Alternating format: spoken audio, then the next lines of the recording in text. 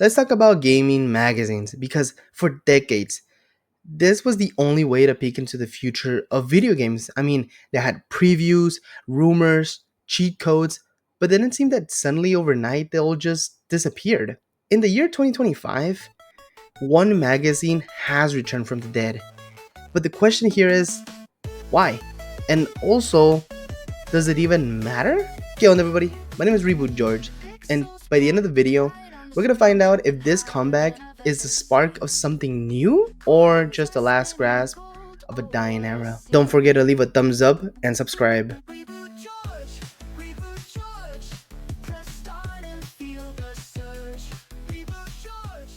The first dedicated video game magazines were created by Electronic Games back in 1981. They were created by Bill Kunkel, Arnie Katz, and Joyce Worley. And at this time, video games were still considered a very niche hobby. But this magazine was able to give them legitimacy. It was the first time that players could see gaming taken seriously in print, with full spreads of arcade cabinets and home console coverage. By the late 80s and throughout the 90s, video game magazines were massive. Now you're playing with power. Nintendo Power. I mean, Nintendo Power became a cultural juggernaut. Its very first issue back in 1988 featured Super Mario Bros. 2 on the cover, and it sold nearly 3 million copies. 3 million! It wasn't just a magazine, it was marketing, community building, and a collectible all in one. Game Pro launched in 1989, and it quickly stood out for its colorful, approachable reviews.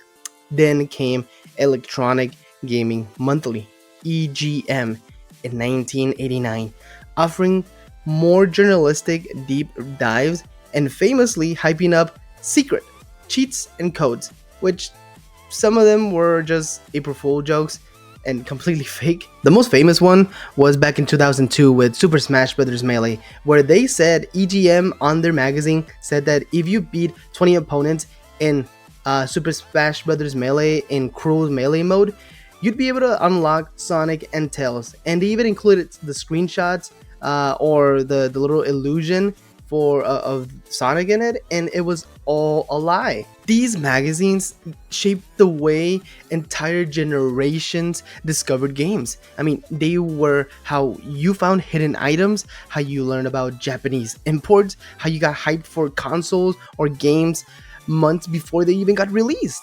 And they created communities long before social media.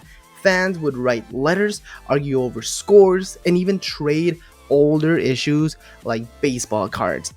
Back then, these magazines weren't optional. They were the lifeline for anyone serious about video games. So if these magazines were such a huge deal, why did they disappear? Well, it's sort of complicated, but not really. So by the early 2000s, online forums, gaming websites like IGN, GameSpot, and even eventually YouTube began delivering news much faster than any monthly issue could. I mean, why wait a whole month for a review when you could read one online the day after it releases? Advertisers started pulling out too. I mean, putting their money into banner ads and video content instead of magazine spreads. Without ad revenue, many magazines just couldn't survive. So one by one, the giants fell. GamePro shut down back in 2011. Nintendo Power ended its 24-year run back in 2012. Breaking the hearts of collectors everywhere, Electronic Gaming Monthly tried a comeback, but finally stopped publishing in 2015. Official PlayStation Magazine and Xbox Magazine also faded away, either closing or merging into online formats. What had once been an overflowing magazine rack at bookstores shrank down to nothing. By the mid 2010s, it looked like the era of video game magazines was truly over. And that brings us to Game Informer. Founded back in 1991, it started out as a simple newsletter handed out by FuncoLand before GameStop bought the company. Once GameStop became the biggest game retailer in the United States, Game Informer was bundled with its Power Up Rewards program, skyrocketing its circulation. At its peak, it was one of the top 5 magazines in the entire country, not just gaming, but overall. But back in 2024, GameStop abruptly shut it down. After 33 years, the entire staff was laid off, the website went dark, and fans just assumed that that was it. The last big gaming magazine had finally died. But a new company, Gunzilla Games, bought the rights and surprisingly rehired the old editorial team. The relaunch wasn't just digital, they brought back the print magazine. This time with higher quality paper, more pages, and collectible polybags.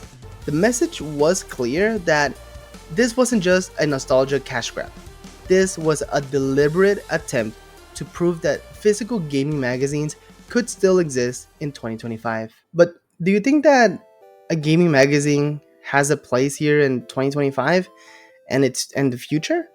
I mean, some online are saying no. I mean, they argue that news just moves way too fast, that magazines can't compete with Twitter leaks, live streams, and why pay for something you'll read weeks late? But others are seeing it differently. I mean, I've seen on Reddit and forums where many are cheering on for Game Informer's return. For them, magazines aren't about speed, they're about the depth. A magazine gives you a curated article, long form features, interviews, and artwork that you might not be able to find on by scrolling on your feed. And there's also that preservation angle. For the Video Game History Foundation has been digitizing thousands of old magazines, treating them like historical documents because that's what they really are. Proof of how games were marketed, how rumors spread, and how hype was built in an era before the internet. That's a kind of cultural worth that you just can't replicate with a blog post. So, the question again, is there a place for gaming magazines in 2025? Well, they're not going to come back. Nintendo Power is not returning. GamePro isn't being reprinted, and that golden age is over. But Game Informer's revival is proving something very important, that even in 2025, there's still room for physical media, for physical collectible gaming media.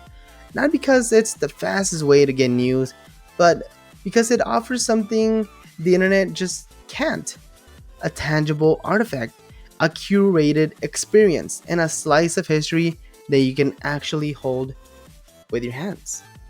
So maybe gaming magazines aren't coming back as a whole industry, but as a collectible, as cultural memory, maybe your passion projects like Game Informer, they're just not dead. And I want you to think, would you pay right now for a gaming magazine?